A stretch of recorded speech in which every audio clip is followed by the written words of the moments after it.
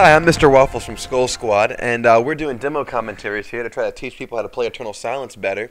So the first thing I'm going to talk about here is space combat. What you can see here is you're right out of the hangar. First thing you want to do is you want to watch that radar. I've recorded this in fraps so that you can see the radar. If you do a demo playback, it dies and you can't see it.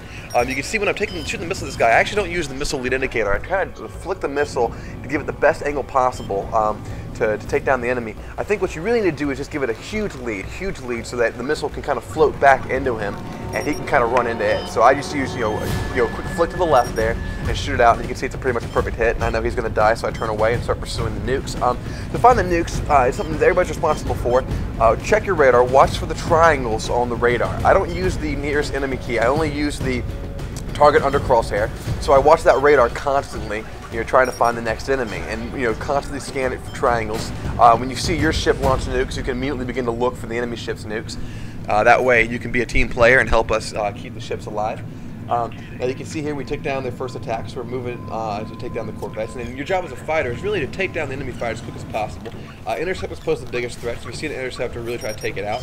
If you see somebody attacking a teammate, try to get him immediately, because you can actually usually kill him before he kills your teammate, just because somebody on the pursuit isn't going to try to evade you, because he's so focused on killing your teammate. So you can really save a lot of lives if you just jump in. If you see somebody under attack, just take him out immediately.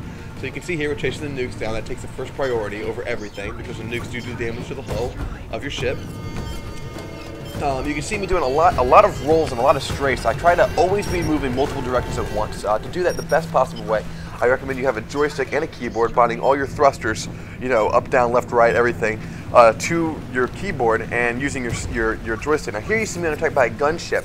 Now what I'm doing is I'm rolling to the left, straight from the left, to keep a barrel roll motion, and I'm also cutting the engines every few seconds, and then bringing them back on so I get a better angle. I'm not trying to gun them down. I want to use my missiles on them, because if I line myself up, it gives them a chance to kill me with those guns, because you can't compete with that kind of firepower.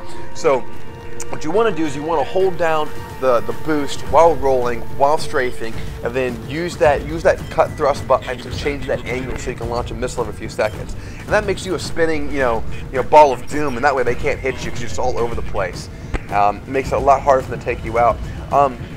As far as gunnery goes, what you really want to do is you don't want to focus on the lead indicator. You want to focus on the enemy ship. Keep your eyes on him. You know where the center of your screen is. You know where your crosshair is. Do not look at your crosshair. Do not look at the lead indicator. Watch him. Watch his angle. See if he's attacking somebody. See where he's trying to go, and then lead it that way. I usually find that leading a greater distance than what you would think usually helps out a lot, and it makes it a lot easier to bring people down with your guns. So right here you can see the nukes. We're using the cut thrust and get a good turnaround. Actually, that's an interceptor now. I took out Matman, so now I should have been a little bit quicker to try to save Matman's life there. Now this guy, you see he's attacking somebody else, which gives me a great chance to try to get rid of him as quick as possible. He's trying to get away, but his angles aren't good, and I just get that missile lead on him. Same thing goes here. He's trying to take down a teammate, so I just focus. I don't even bother doing anything fancy. I just focus directly on making that kill, and then I make it, and I immediately evade using the cut thrust, spin around, roll strafe technique, and that way I can just flip my ship around really quick before anybody can get a chance to kill me. I can get my shields back and go back to the fight. Now right here is a good example of that roll technique I was talking about. Then that barrel roll, just dodged those missiles, and then I whipped around and took him out. And you can see, just if you strafe while rolling, that pushes your ship at this awkward angle and makes it really hard to hit. So you definitely have to have your bindings right. You definitely have to have all your keys set to a direction so that you can hit every single direction, so you can strafe up, strafe right, burst, and roll, and steer all at the same time. The best way to do that is with a joystick keyboard setup. Not using one or the other exclusively, but using both at the same time.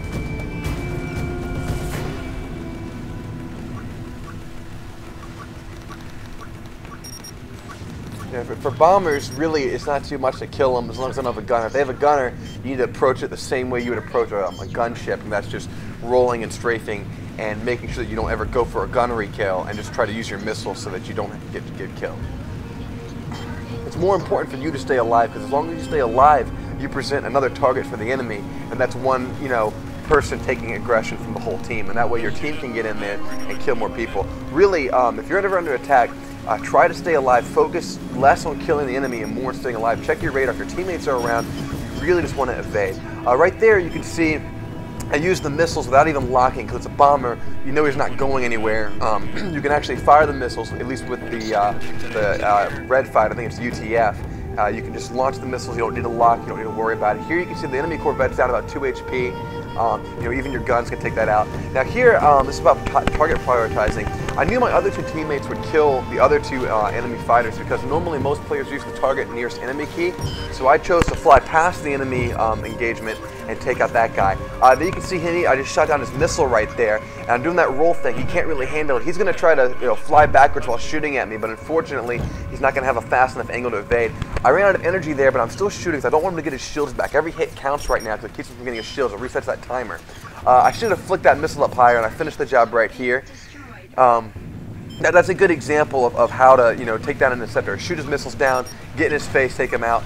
They finally killed him after going about 23-0. I'm talking about ground combat now. The trick with ground combat is always stay mobile. You can only be as good as your equipment once again. So my sensitivity is set to about 1 on a 600 DPI mouse. You want to use little steps right there. That way, you're not predictable. Your steps are so subtle that they'll throw the enemy off, but you can still stay alive. He can't hit you, and you don't mess your aim up that much. Little baby steps back and forth. Deploy the gun, trying to cover me, but for some reason doesn't want to shoot over the steps. So I got to grab the gun back, hit this guy back out.